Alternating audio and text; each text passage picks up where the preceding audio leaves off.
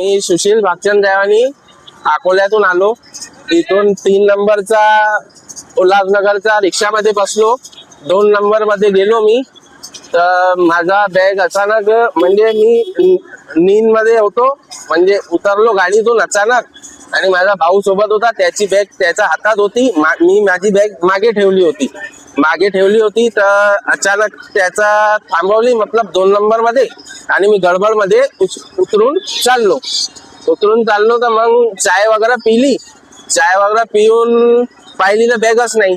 मग तेव्हाच मी इकडे लवकर आलो की मग इथे सर्वांनी विचारला. त्यांनी म्हटलं थांबा, इथेच येते ऑटोवाला रिटर्न.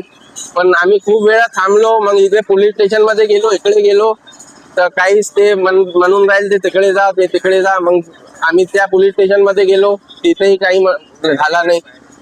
मग या बोर्डवर नंबर दिसला मला आपला पवार साहेबांचा. त्यांना फोन लावला मी, त्यांना असं झालं म्हटलं, सांगितलं मी. त्यांनी म्हटलं बरं ठीक आहे. त्यांनी मग ग्रुपवर पाठवला सर्व. मग त्यांना मी अजून आता मेसेज केला, सर काही माहीत पडला काय?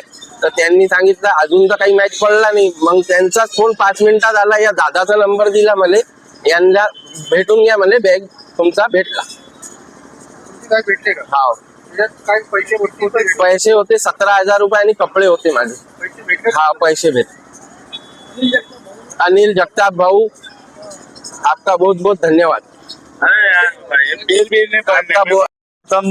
माझ्या गुरूंचं नाव घेऊ इच्छिते. संघटनेचे अध्यक्ष स्वर्गीय प्रकाशजी पेंडकर साहेब. मी त्यांचा कार्यकर्ता, गेल्या अनेक वर्षापासून संघटनेत काम करतोय. काम करत असताना माझा रिक्षा चालक राजू सकाराम माने हे नाईटला असतात. ते सकाळी 6च्या दरम्यान 6:30च्या दरम्यान ते उल्हासनगरला जात असताना त्या नाम क्या तुम्हाला? सुशील दयावानी यांचे बॅग गाडीत राहिलेले माझ्या सहकार्य मित्रांनी माझ्या घरी आणून दिले. घरी आणून दिल्यानंतर मी त्याला विचारलं की बाबा काय हात लावला का, खुलला का? त्याने सांगितलं दादा काहीच नाही केलं. मी बोललं ठीक आहे, आपण आपल्या संघटनेच्या कार्यालयात ही बॅग आपण जमा करूया. आज रविवार असल्यामुळे आमचं ऑफिस लवकर खुललं नव्हतं, त्यामुळे त्याच्यानंतर मी 2 नंबर मध्ये गेलो. सर्व रिक्षावाल्यांना सांगितलं कुणी बॅग विचारले, कुणी आला होता का विचारण्यासाठी? ते बोलले हो आले होते 2 नंबरला.